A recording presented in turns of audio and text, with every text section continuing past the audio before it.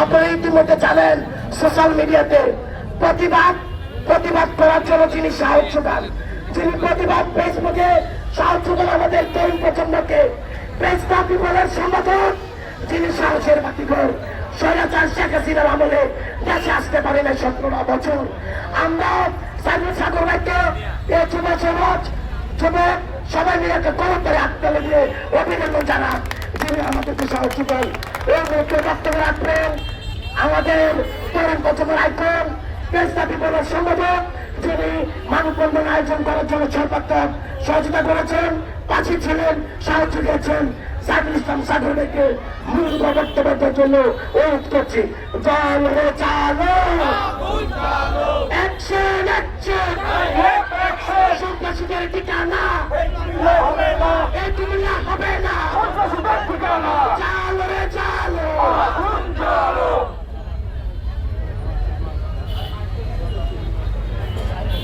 আসসালামু আলাইকুম সবাইকে। আমি রাজনীতিবিদ না, সুতরাং আমার কণ্ঠ ইয়াসিনের মতো না, রায়হানের মতো না। আমি একটু ঠান্ডাভাবে কথা বলবো। আমি আপনাদের এই কুমিল্লারই সন্তান, আর আমি এসেছি এখানে নন পলিটিক্যাল একটা বিপ্লবের অংশীদার হতে। আমি প্রধান অতিথিও না, আমি একজন সাধারণ নাগরিক হয়ে এখানে এসেছি।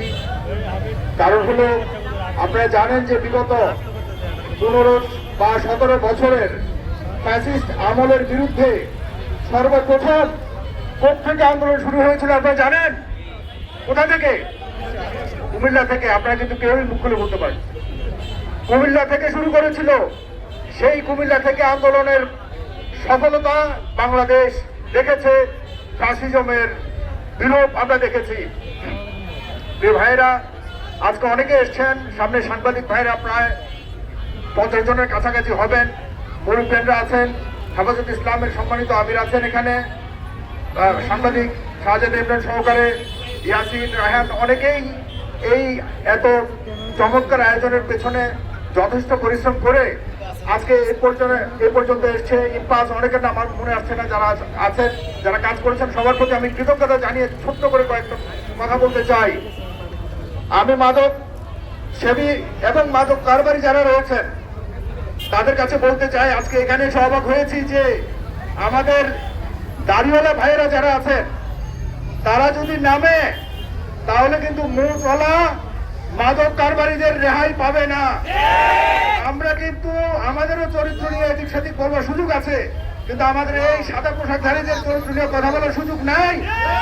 আজকে আমি কিন্তু কনফার্ম করে বলছি, তাদেরকে কেউই অফিসিয়ালি কাউকে আমরা এখানে দাওয়াত দেওয়া হয়নি।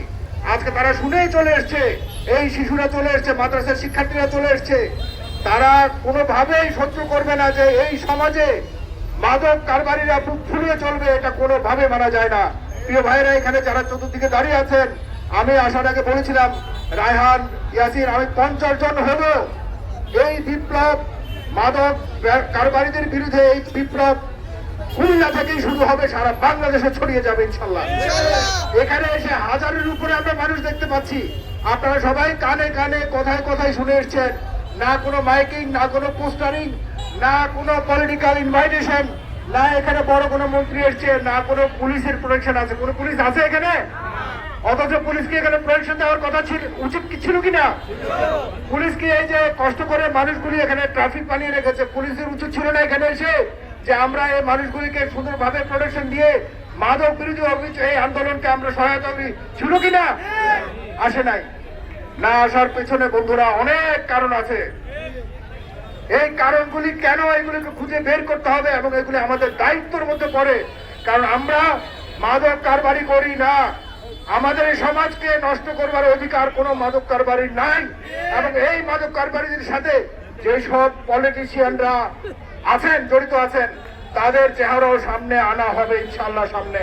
এবং আপনাদের প্রশ্রয় আশ্রয় না থাকলে এই সমাজে কোনোদিনও কোনো মাদক ব্যবসা করার সুযোগ পেত না।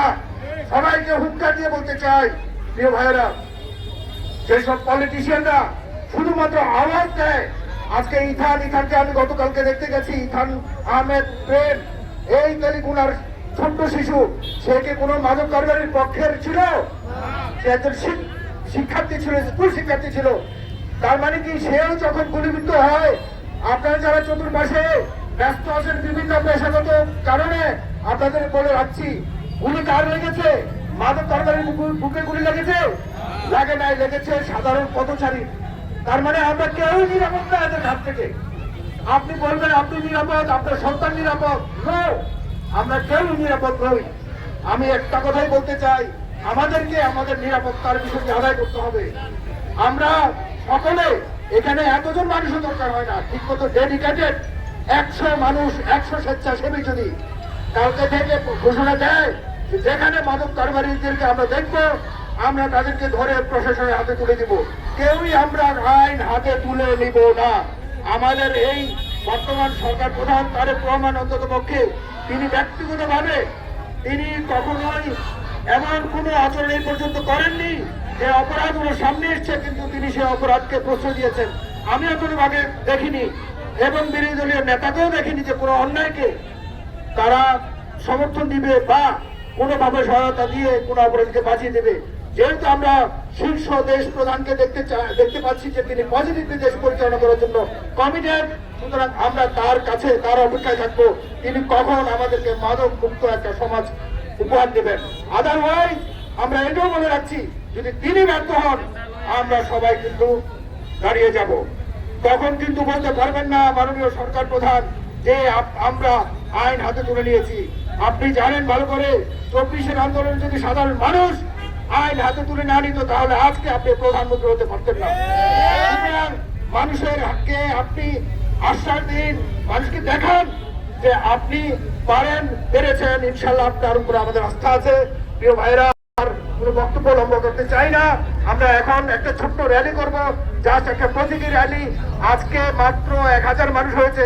সামনে যদি একই অবস্থা চলতে থাকে, আমরা যদি ঘোষণা দেই 5000 মানুষ আসবে ইনশাল্লাহ। এটা কোনো পলিটিক্যাল কমিটমেন্ট না। এখানে যতজন মানুষ আছে সবাই সাধারণ মানুষ, নিজ নিজ দায়িত্বে এসছে। এখানে কোনো আন্দোলনের পর বা এই মিটিং এর পর টাকা দেওয়া হবে না, মিষ্টি খাওয়ানো হবে না। সবাই এসছে এখানে নিজ দায়িত্বে নিজের সন্তানদেরকে বাঁচানোর জন্য। ইনশাল্লাহ আমরা এই রাজপথ ছাড়বো না যতদিন পর্যন্ত মাদক মুক্ত রাজপথ না হবে। সবাই